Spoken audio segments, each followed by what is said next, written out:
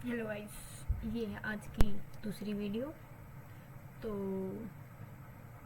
ये वीडियो मैं बना रही हूँ कि अगर आपको कोई डाउट हो कि भाई जेई प्रेप में क्या करना है 11th में एंड ऑल, तो आई विल बी आज गाइडिंग यू। मार्केट में इज्जत बन गई है, ठीक है। 8 में हूँ, ऐसे ऐसे ही नहीं हल्के में ले रहे हो, कभी छोटे मोटे फिल्म मानो बना। हाँ तो डिस्क्लेमर ना, मेरा आईआईटी हुआ है भाई, ठीक है। मैं 12th में हूँ, ठीक है। मैच्योरिटी मतलब ठीक है, काफ़ी मामले में हूँ, काफ़ी में नहीं भी हूँ, ठीक है। तो मैं इतनी कोई ऐसी बच्ची नहीं हूँ कि पढ़ो पढ़ो पढ़ो बकवास करने वाली। समझ रहे हो ना तुम? You are getting my vibe. Vibe भी बोलते ना। हाँ, तो आज जो मैं चीज़ें बताऊँगी ज़रूरी नहीं है वो आपके लिए सही हो, है ना। मैं आप अपनी टिप्स दूँगी। मेरे से अच्छे काफ़ी लोग हैं यूट्यूब पे, ठीक है। आप वहाँ पे चेक ज़रूर कर सकते हो, मैं मना नहीं कर रही, क्योंकि मुझे मेरी पता है। मेरे से मतलब मेरी खुद की लाइफ ऐसी चल रही है, मैं दूसरों को क्या ही एडवाइस दूँगी। पर फिर भी जो रिग्रेट्स है वो मैं आपको बता सकती हूँ, तो आप थोड़े ठीक रहो उस चीज़ में, ठीक है। तो मैं पहले वो कमेंट निकाल लेती हूँ जिसमें डाउट थे, ठीक है। 1 मिनट रुकना अभी तो।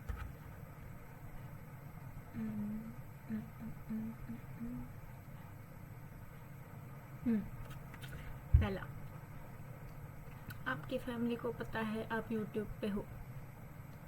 मुझे ऐसा लगता था कि मेरी फैमिली को नहीं पता है, अभी 2 घंटे पहले तक।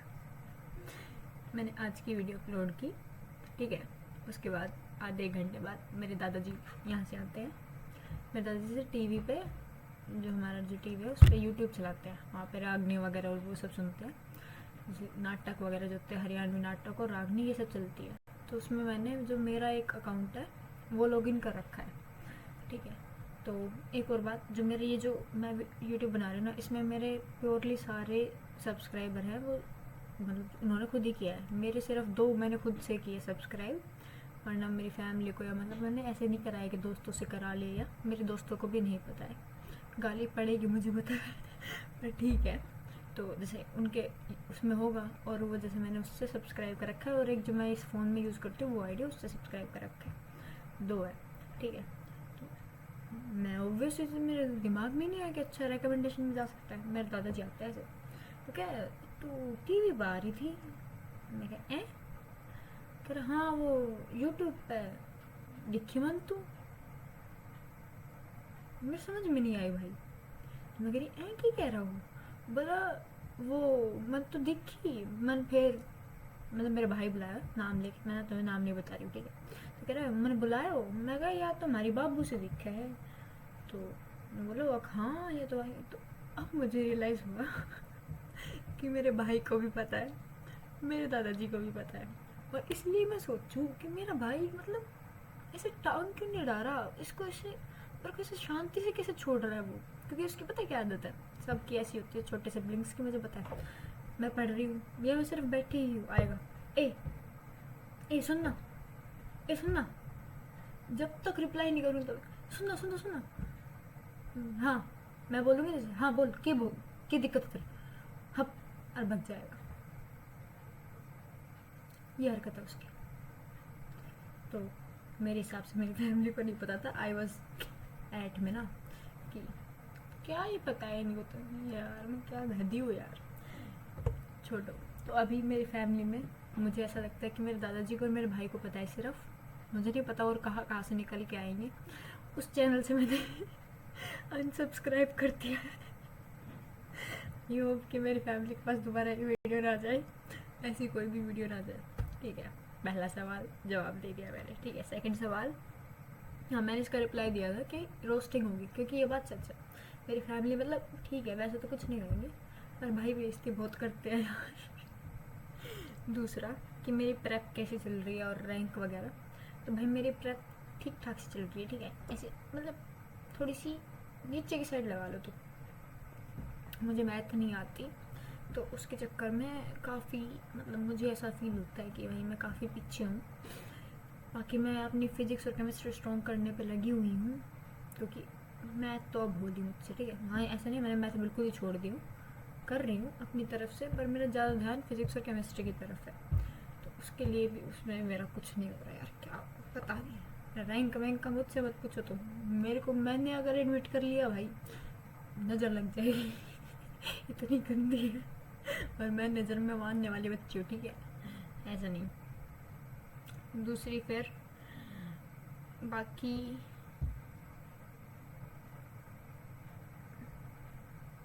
हाँ ये कि भाई ज़्यादा क्या 12th में मैकेनिक्स ज़्यादा होती है फिज़िक्स में, ये सब। तो भाई देखो फिज़िक्स में नॉर्मल चीज़ें हैं, है ना। थ्योरी वाली फिज़िक्स वाला पोर्शन ज़्यादा आता है 12th में।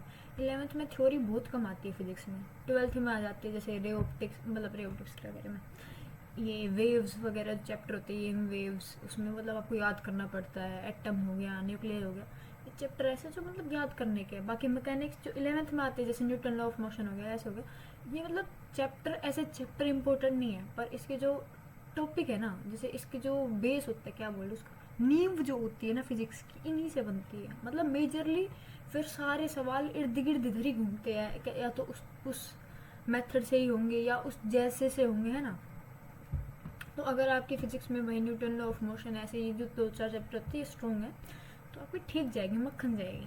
और मेरी फिजिक्स थोड़ी कंपेरेटिवली सही है बाकी 2 सब्जेक्ट से। तो आई तो सजेस्ट कि भाई, क्योंकि फिजिक्स इतनी कोई वो नहीं है, बस आपको आप समझो ना कॉन्सेप्ट को एक बार, तो आपसे हो जाएगी वो। तो इसलिए 12th में भी ऐसा कुछ है नहीं, जैसे इलेक्ट्रिसिटी वगैरह चैप्टर है, कई बार ऐसे क्या आ गया ये, कई बार आता है ऐसा। पर ठीक है, फिर उसके बाद थ्योरी वाले चैप्टर आने लग जाते हैं ना, तो थोड़ा ठीक ठाक सा हो जाता है माहौल। अभी हमारा जैसे एटम न्यूक्लियर चल रहा है, उसमें क्या करे रदरफोर्ड और बोर भाई साहब का क्या करें बताओ, उनका रटो उनको, और क्या करो। गाली दे के फ़ायदा नहीं है उनको, अब वो बना के चले गए, वो स्वर्ग से धार गए, अब तुम रटो, ठीक है। तो 12th में इतना वो नहीं है। केमिस्ट्री 11th की इजी पड़ती है, क्योंकि अगर आप मतलब टेक्निकल वाले में हो, क्योंकि 11th वाले में आता है न्यूमेरिकल्स और ये वाला पोर्शन है 11th वाले में। 12th में आ जाती है ऑर्गेनिक प्योर, क्योंकि 11th में हल्का सा ऐसे टच होता है ऑर्गेनिक का, 12th में प्रॉपर आती है, तो उसको रटो रटो रटो रटो। 12th में ये होता है। 11th की थोड़ी कंपेरेटिवली से ठीक जाती है, क्योंकि उसमें भाई एक चैप्टर है, उसमें आपने एक पेज में सारे फॉर्मूले लिख लिए, बस वो पेज याद कर लो, आपकी हो जाएगी ठीक ठाक।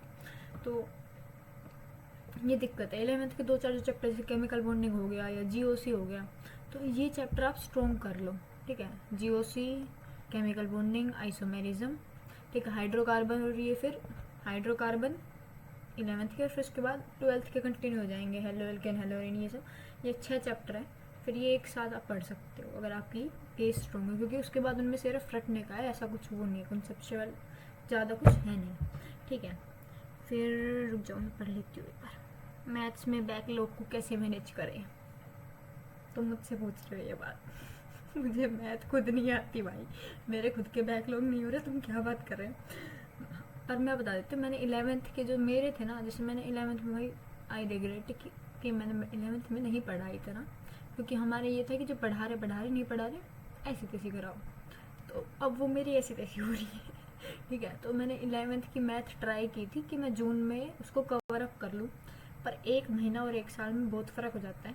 फिर मेरी गलती, मैं शानी इतनी हूँ, है ना, कि अगर कि करूँगी तो फिर ढंग से ही करूँगी, है ना। तो मैंने वो 10-10 लेक्चर वाले जो 2-2 घंटे के लेक्चर होते हैं, मैं वो बैच से अपना पढ़ना शुरू कर दिया। अब मेरे में वो रियलाइज़ मेरे को आखिरी में हुआ कि भैया ऐसा तो नहीं होगा। वो 7-8 चैप्टर तो पढ़े मैंने, उनके नोट्स वगैरह बना लिए, उसके बाद वो चैप्टर रह रहे हैं। तो इससे अच्छा अगर आपके बैकलॉग हैं और आपको थोड़ा बहुत आइडिया है कि भाई चैप्टर कैसे, क्योंकि आप एक बार तो पढ़ ही चुके हो, टीचर ने पढ़ाया होगा, थोड़ा बहुत तो कुछ पता ही होगा, तो आप एक 1 शॉट ले लो और 1 शॉट से ये चीज़ें ईजिली कवर अप हो जाती हैं। फिर दूसरा कि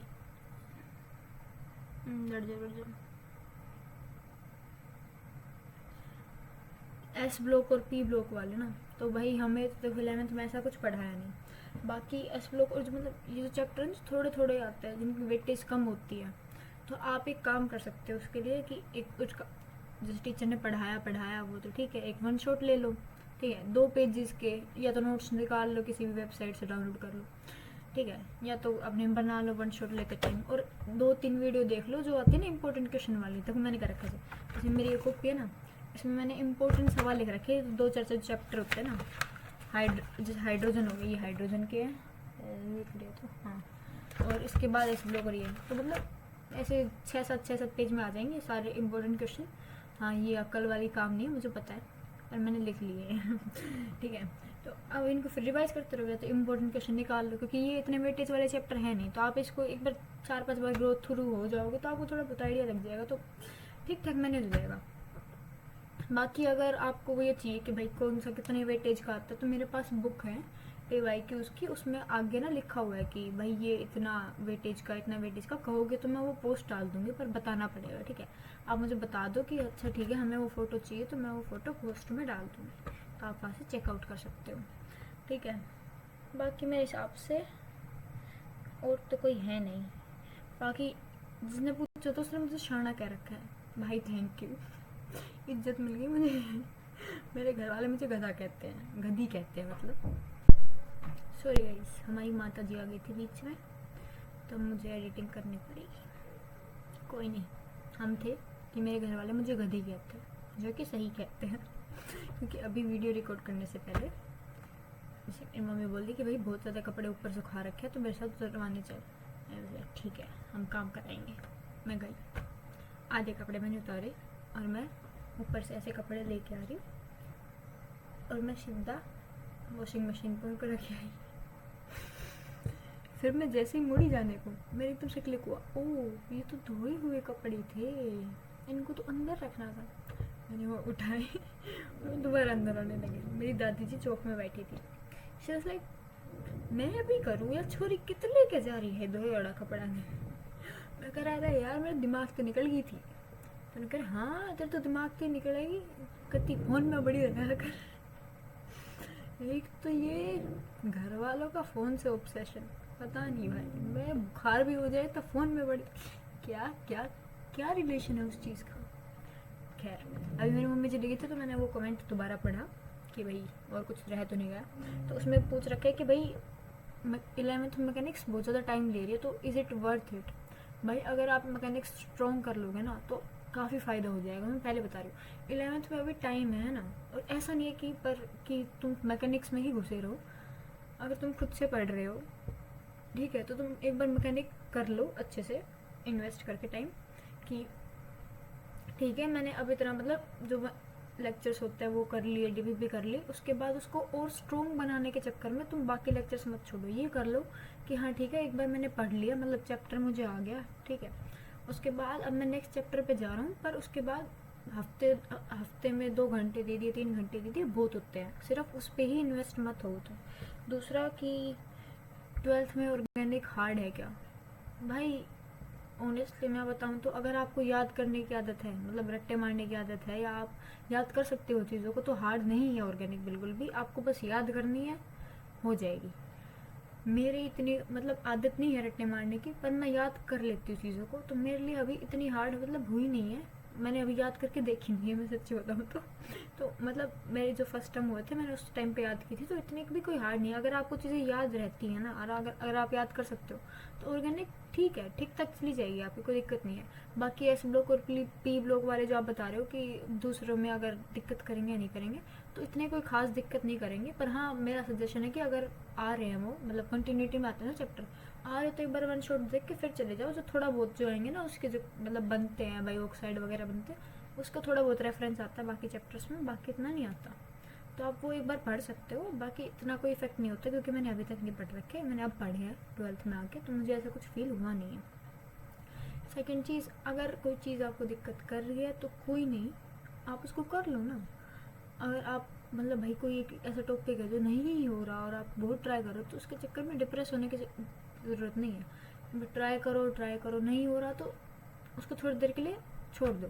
मैं नहीं कह रही टॉपिक ही छोड़ दो, मतलब मान लो आप उसको 15 दिन से लगे हुए हो उसके पीछे, है ना, 4-5 दिन हो गए या 15 दिन हो गए, जिस तरह हुए आपसे नहीं हो रहा वो, तो आप उसको थोड़ी देर मतलब 4-5 दिन उस टॉपिक को छोड़ दो, आप नेक्स्ट पे मूव ऑन कर जाओ, और वो अगला टॉपिक हो जाए, उसके बाद आप दोबारा उस पर आओ, क्योंकि फिर ना माइंड थोड़ा सा फ्री हो जाता है ऐसे।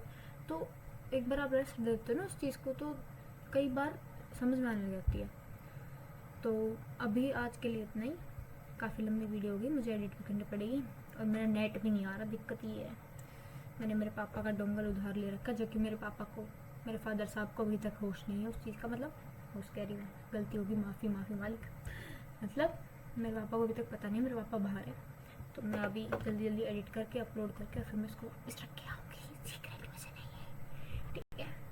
तो आज के लिए इतना ही। और कोई अगर कोई डाउट रह गया हो तो माफ़ी जनाब, ठीक है, आप मुझसे पूछ सकते हो। I will try to give my best answer to you guys.